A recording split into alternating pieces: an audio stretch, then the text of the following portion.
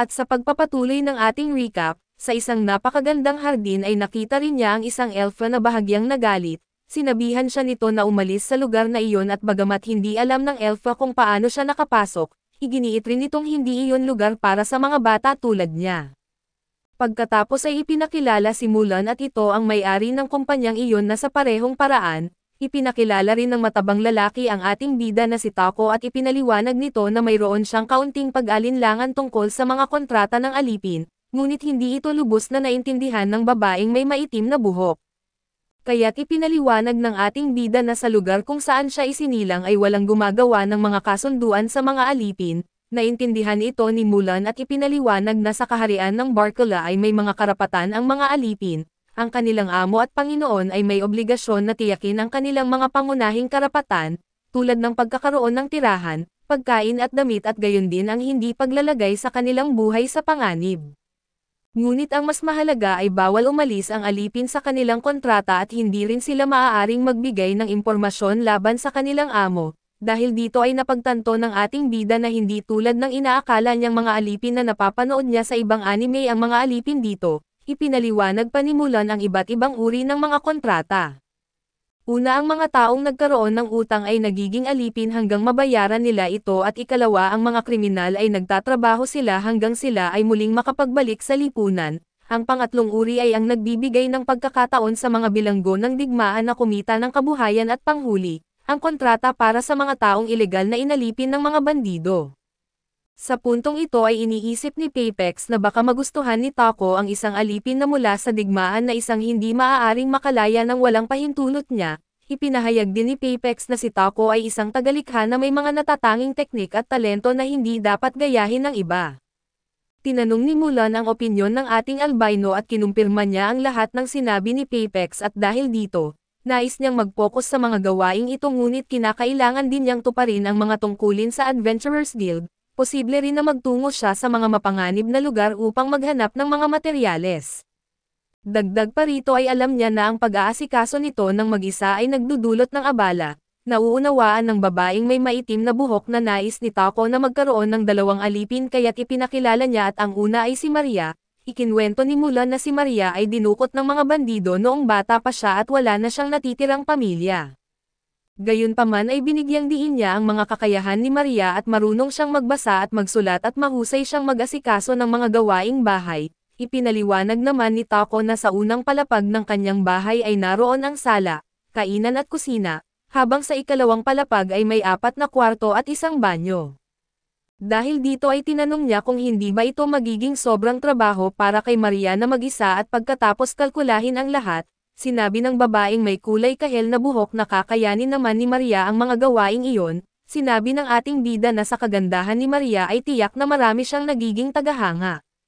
Tinanong niya kung bakit nananatili pa siya roon at dahil dito ay namula si Maria at naging mahiyain at matapos ang ilang sandali ng pagkalito, sinabi niya na ang tanging kaya niyang gawin ay mga gawaing bahay at wala ng iba. Nangangatog ang boses at idinagdag niya na wala siyang balak na samahan si Tako tuwing gabi. Naging kabado rin ang ating bida at agad na sumagot na hindi naman niya hinihiling iyon at dahil sa tensyon na namamagitin, tinanong ni Mulan si Tako kung pipirmahan na ba niya ang kontrata kay Maria at kinumpirma ito ng ating bida na ang tungkol naman sa ibang usapin, ipinaliwanag ni Mulan na wala silang mga alipin mula sa digmaan. Gayunpaman ay biglang nabanggit ni Maria ang pangalan ni Sofia na ikinagalit ni Mulan at sinabihan siya na umalis muna at sa puntong iyon, na-activate ang kakayahan ng ating bida. Kaya hiningi niya na ipakilala sa kanya si Sofia at dinala siya sa lugar kung saan naruroon ang babaeng blondina.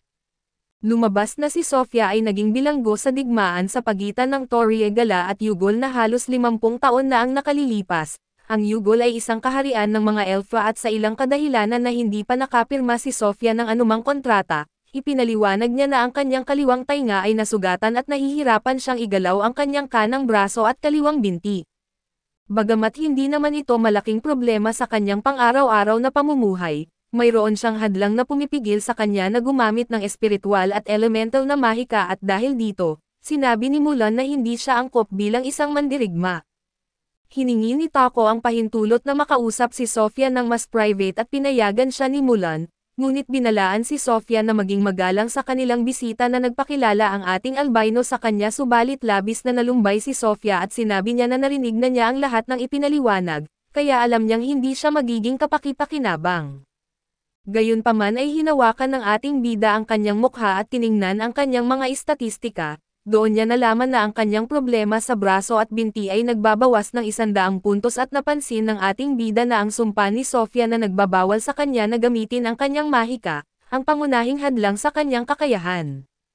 Ngunit higit sa lahat ay natuklasan niya na si Sofia Silfi ay isang napakalakas na babae na kung maibabalik ang normal na galaw ng kanyang mga braso at binti at maaalis ang sumpa, siya ay magiging isang napakahalagang mandirigma. Dumating si Mulan at ipinaalam ng ating albino na nais niyang gumawa ng kontrata kay Sofia at tinanong siya ni Mulan kung hindi ba niya naintindihan ang paliwanag dahil hindi nga siya maaaring lumaban, ngunit ngumiti si Tako at sinabi na ang kailangan lamang gawin ay malutas ang mga hadlang na iyon. Nasurpresa si Mulan at tinanong siya kung talagang balak niyang masettle ang problema ng mahigit 50 taon at kumpiyansa siyang sumagot ng oo. Dahil alam niyang malapit na niyang magawa iyon at natuwa si Mulan sa sagot niya at sinabi na iiwan niya si Sofia sa kanyang pangangalaga. Tinapos nila ang mga papeles at lumapit si Maria upang magpasalamat dahil isinama rin niya si Sofia sa kontrata. Sinimulan ni Mulan ang seremonya ng mahika upang formal na maitatag ang kanilang kontrata. Matapos ito ay sinabi ni Sofia na simula ngayon siya ay nasa serbisyo na ng ating bida. Nangako naman si Maria na magtatrabaho siya ng mabuti upang manatili sa tabi ni Tako ng mahabang panahon at masaya si Tako na kasama niya ang dalawa. Napansin ni Mulan ang kababang loob ni Takumi at natuwa siya dahil si Sofia at Maria ay nakahanap ng mabuting amo at nang makarating sila sa bahay ay sinalubong si Tako ng kanyang maliit na alaga na gagamba. Nagulat si Sofia at agad nagdepensa kaso pinapakalma siya ni Tako at ipinaliwanag na ito ang kanyang pamilyar na alaga. Laking gulat ni Maria at Sofia sa pahayag na iyon at ipinakita ni Takumi ang mga kwarto ng dalawa na sa tingin nila ay napakalaki, ipinaliwanag din niya ang tungkol sa banyo at paliguan. Bagamat inalok ni Sofia na siya na ang unang gagamit ay pinapakalma siya ni Takumi at sinabi na hindi na mahalaga kung sino ang unang gumamit. Habang naliligo ay naging mas tapat si Maria kay Sofia at sinabi niyang hindi niya naisip na papayagan siya ni Mulan na umalis. Hindi raw kailanman pumayag si Mulan na magkaroon si Maria ng amo na kahit pa marami na ang nag-alok para kay Sofia at dahil dito, labis ang saya niya dahil ang bago nilang amo ay tila mabuting tao at sinabi naman ni Sofia na napansin niya ang mga kontratang inihanda ni Mulan, at kapansin-pansin na halos walang impormasyon tungkol sa amo at wala tungkol sa kanyang tahanan, pamilya o pinanggalingan. Dahil dito ay nagkaroon siya ng hinala na baka may itinatago si Tako. Samantala ay naghihintay na ang kanilang tinatawag na mapanganib na amo, si Tako na may nakahanda ng pagkain at dito ay na-depress si Maria dahil siya dapat ang may responsibilidad sa mga gawaing ito. Ngunit dahil alam niyang natagalan siya sa paliligo ay pakiramdam niya ay parang wala siyang silbi at nagsabi ng biro na parang isa siyang tagapagluto na may suot na apron. Para mapakalma siya ay sinabi ni Tako na maaari naman siyang maghugas ng pinggan pagkatapos kumain. Agad na pumayag si Maria dahil pakiramdam niya ay iyon ang pinakamaliit na bagay na magagawa niya. Tinanong ni Sofia si Tako kung nais niyang samahan siya sa pagkain at gusto niya itong linawin upang hindi makapagbigay ng maling impresyon o kawalan ng respeto. Ipinaliwanag naman ni Tako na ayaw niyang umiral ang relasyong amo at alipin sa ganitong bagay. Bagamat alam niyang sa simula ay mahirap ito para sa kanila na nais niyang makasalo sila sa pagkain bilang magkapantay, higit pa rito ay sinabi niyang hindi siya sanay na tawagin siyang amo at hiniling na tawagin na lamang siya sa kanyang pangalan. Tinanong ni Sofia kung ito ay isang utos at agad naman siyang sinagot ni Tako na hindi ito sa pilitan. Sa tuwa ay niyakap siya ni Maria sabay tawa at sinabi na ngayon ay hindi na amo si Tako. Pagkatapos nito ay nakipagkita si Tako kay Papex, na nagdala ng bagay na ipinahiling ng ating bida at pinaalalahanan siya ni Papex na siguraduhing maayos ang pagsil nito. Nagpasalamat si Tako at umalis. Sa kanyang pagbabalik ay nadaanan niya ang isang simbahan at napag-isipan niyang samantalahin ang pagkakataong iyon upang pumunta si Tako sa simbahan upang magdasal sa Diyosa na si Nolan. Nang mapaluhod na siya ay nagpasalamat siya sa lahat ng biyayang natanggap niya. Ngunit habang nagdarasal ay naalala niya ang sinabi ni Nolan na ang Sagradong Imperyo ng Sidonia ang may kontrol sa relihiyon. Nagtanong siya sa sarili kung posible kaya na ininsulto ng imperyong iyon ang Diyosa at biglang dinala siya ni Nolan sa mga ulap at sinagot ang kanyang tanong. sinasabing walang kaugnayan ang Sidonia sa kanya. Binati siya ng Diyosa na sinabing matagal na silang hindi nagkikita at nagulat si Taco at tinanong kung bakit siya naroon na ipinaliwanag ni Nolan na dahil nagdarasal siya kaya't siya dinala ng Diyosa. Dagdag pa rito ay ipinaliwanag ni Nolan na ang sagradong imperyo ng Sidonia ay walang kinalaman sa kanya.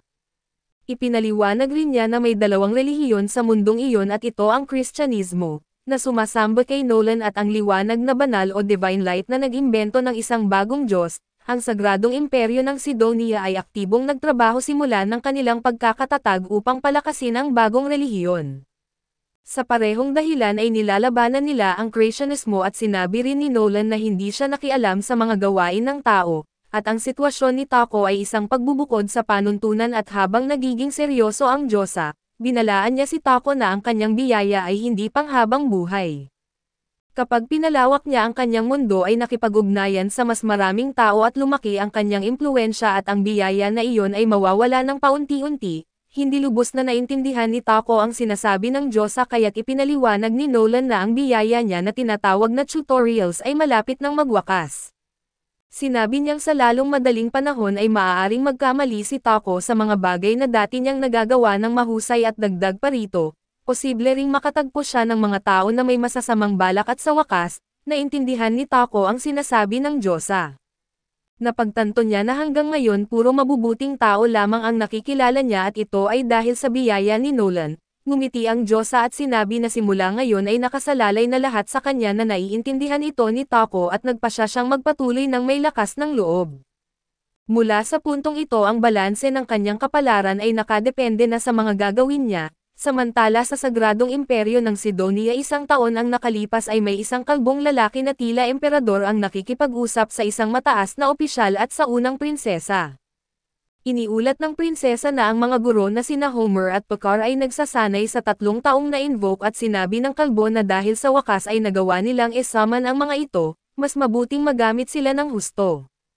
Ang mataas na opisyal naman ay nagulat na noong dumating ang mga taong ito, sila ay litong-lito at lumalaban at pinuri niya si Ginang Elizabeth, na siyang nagkumbinsi sa mga ito na tumulong na ikinatuwa ng emperador. Habang nangyayari ito ay makikita ang dalawang lalaki mula sa mga na-invoke na nagsasanay ngunit ang babae sa kanilang grupo na si ay medyo tumatanggi dahil ayaw niya ng karahasan at dumating ang prinsesa sa lugar at ipinaliwanag na ang ginagawa nila ay hindi karahasan. Isang kaibigan ni ang nagsabi na handa siyang protektahan siya anuman ang mangyari at gayunpaman, alam ni na ang prinsesa ay isang mapanganib na babae kaya't maingat siyang nag-iisip sa susunod niyang hakbang. Bumalik naman ang kwento kay Taco at nang makabalik siya ay sinalubong siya ng kanyang alagang gagamba sa pamamagitan ng malakas na pagbati. Nag-alok si Sofia ng tulong sa pag-aayos ng mga dala niya ngunit inilagay ni Taco ang mga ito sa kanyang mahiwagang kahon ng mga bagay, na nagdulot ng gulat kay Sofia. Alam niyang iyon ay isang pambihirang mahiwagang kasangkapan at pagkatapos, natagpuan siya ni Taco na tila gumagawa ng bagay na ikinasasaktan niya at sinabi rin niya na si Maria ay napakabagsik na sa pagkabahala. Bigla siyang nilapitan ni Sofia at sobrang nag-aalala at tinanong kung ano ang balak niyang gawin kay Maria. Nang bigla na lang nawala ng malay si Sofia at napansin ni Taco na ito ay dulot ng matinding pagkapagod at ng sugat sa kanyang kaliwang kamay, sinubukan niya itong gamutin ngunit kahit na bahagya lang ang sugat ay hindi ito gumaling dahil sa sumpa.